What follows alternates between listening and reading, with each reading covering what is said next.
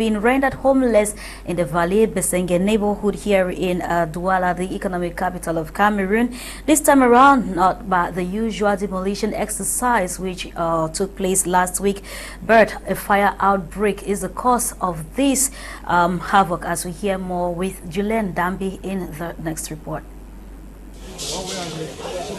This is what is left of the homes of over 13 families at Valley Besenge Block 2 neighborhood in Douala, Cameroon's economic capital. The fire incident occurred today, Wednesday 11th, 2023 at about 10 a.m. local time. Exactly 2 hours ago, we were informed saying that there was a fire outbreak in the neighborhood. We are at the Besenge Block 2 Valley. Arriving at the scene, we have discovered 13 families devastated by the fire, and I don't know what to do. This building, now razed to ashes, made up several apartments that harbored the 13 families now rendered homeless. According to individuals on the scene, the fire started from nowhere and all attempts to put it out by them were rendered futile. We see the story, because of small incident we get a very so please story about them. We want me 30 minutes later. Only one thing as mommy shout say fire, fire, fire. Come out on one region. No way. We struggle to do all things possible to the fire to be the one way to kill one man. We struggle for this. No way now. As I see, I'm so first after one come way, all things don't go down. So now to no. Whether I go to see now outside, whether I go to see now outside, I don't know. As I see, I'm so. Officials on the field, however, state that the fire must have erupted from an electrical fault in one of the homes. The fire outbreak must have gone from the poor installation of electricity. We are asking the population not to take unnecessary risks and to keep their distance till the firefighters finish their work in the area. While investigations have begun to determine the exact cause of the fire incident, an eyewitness account says the fire started from Lewa Hotel. The fire came from Lewa Hotel, and suddenly we arrived here and we discovered there was also fire, and so we tried to save this house you're seeing behind me, and immediately we called the firefighters. Many are however thankful that despite the devastating loss for the families, no human casualty was recorded. Pathetic it is. And on a similar note, a teenager has been arrested in Yaoundé after he had butchered his stepfather in his sleep, while further investigations have been opened to ascertain the motives behind his act. In the following report, we are also told that, of course, patricide is gaining grounds in Cameroon. Take a listen to this report. This is Pa Belibi, now dead after being killed in his sleep by his stepson at his Ngonde residence in Yaoundé, central region of Cameroon. Now, according to sources, the 19-year-old said his father permanently annoyed him and his mother, the reason for this gruesome act. Overwhelmed by this, many Cameroonians have been reacting with rage as thus. You live at home with a stepchild. You watch his or her moves, even if you are not always at home. You'll be able to identify if something is about to go wrong anytime soon.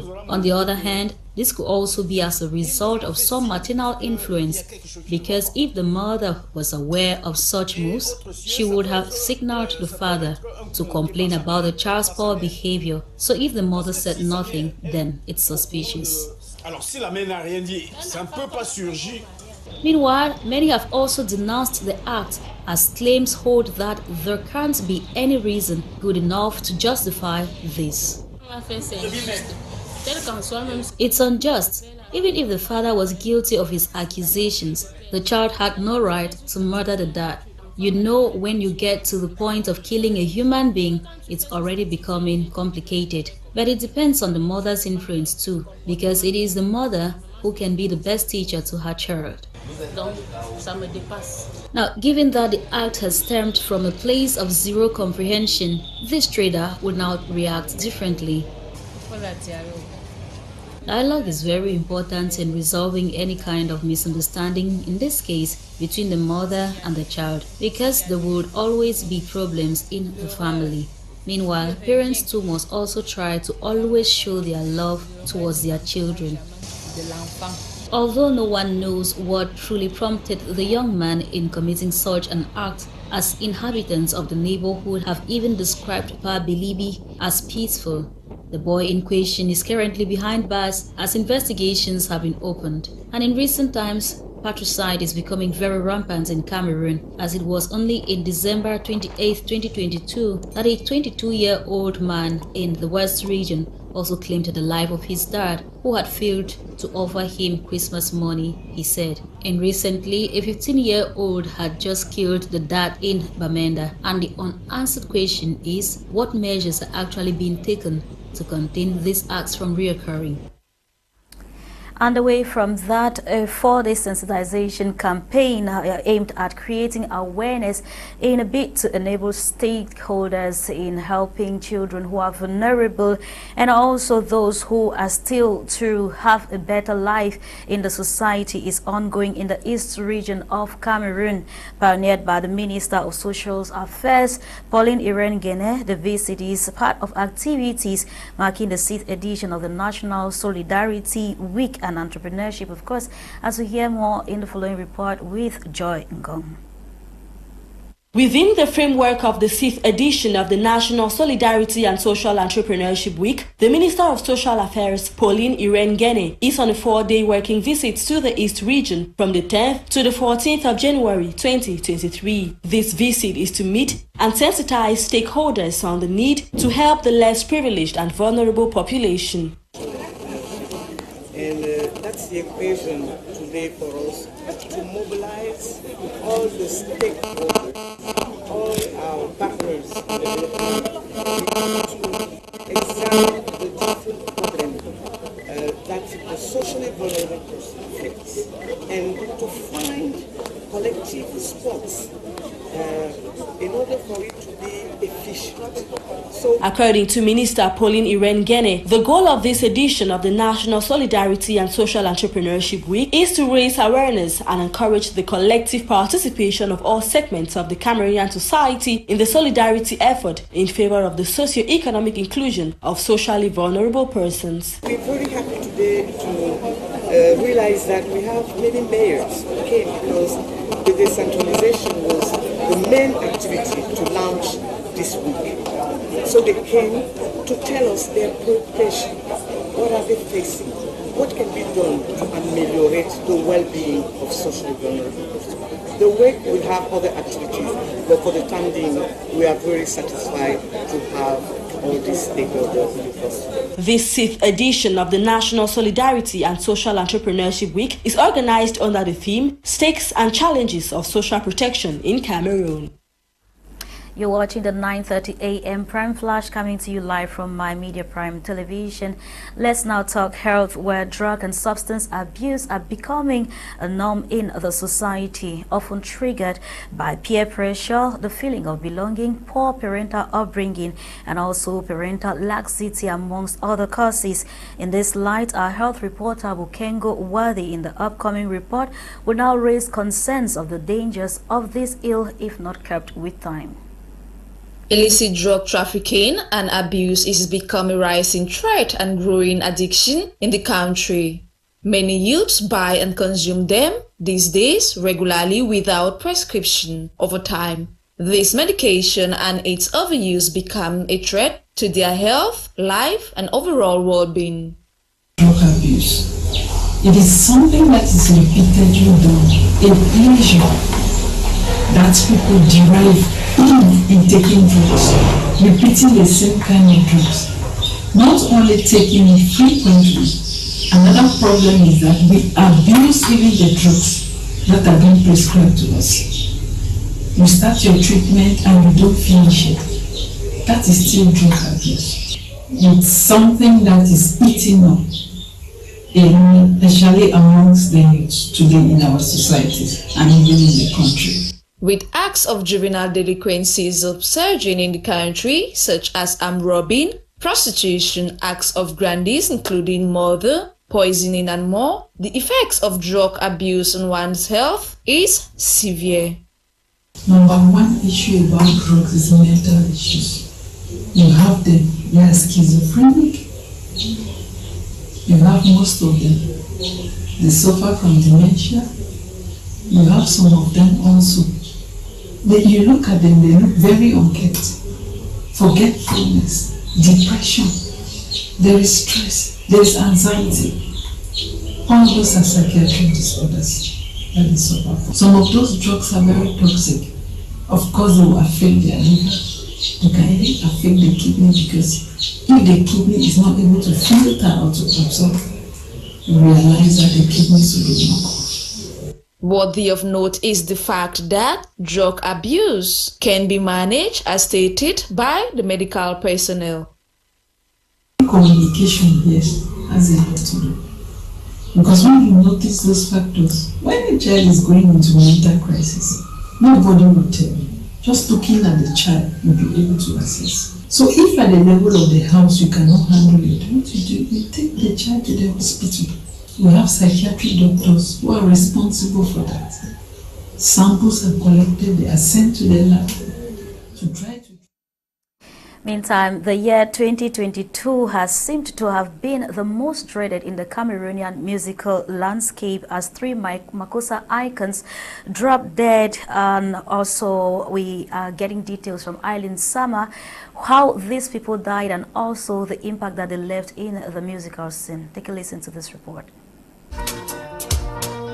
The first Cameroonian music icon lost in 2022 was Ngonde Maurice, who succumbed to a protracted illness on June 18, 2022. The Cameroonian Makossa singer and guitarist, whose hits Maimouna and Aishatu made several generations dance, died in Kongsamba, Bongo division of the Littoral region, in a medical ambulance which rushed him to the regional hospital of this city. In the 70s, Ngonde Maurice learned to play the guitar alongside Lapiro Dembanga. He had great work collaborating with Toto Guillaume, Charlotte Mbango, Romeo Dika, Harinjo, among others.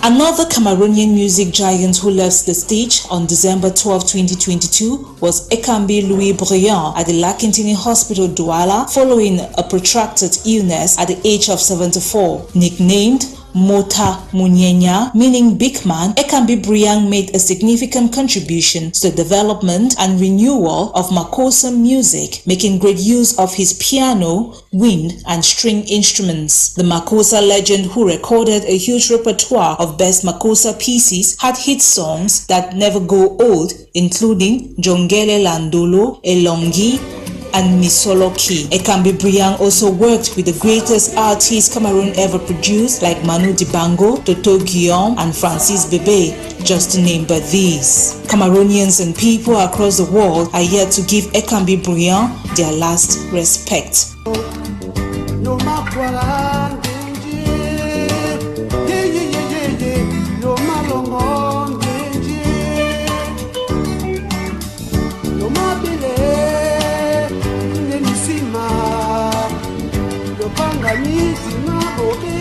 Same for the third artist we will be reviewing, Jenny Gento, who passed on December 14, 2022 at the age of 59. The legendary Makossa singer and composer suffered a sudden cardiac arrest on December 14 on his way to the Littoral region from Chang in the west, where he was rushed to the Loom District Hospital and later on died. His demise came just few days after the death of Ekambi Briand, leaving fans seriously devastated. Jenny Gento, who is an origin of Nchang West region, rose to prominence in the early 80s with his popular song The Brissailleur and had a brilliant music career alongside some heavyweights like Manolo and Saleh John. Nonetheless, before Makossa lovers could take another breath breath over Gento's loss, tragedy struck once more. 10 days later, another Makossa heavyweight bowed out. Pendant Dale, a pillar of the Makossa genre, got broken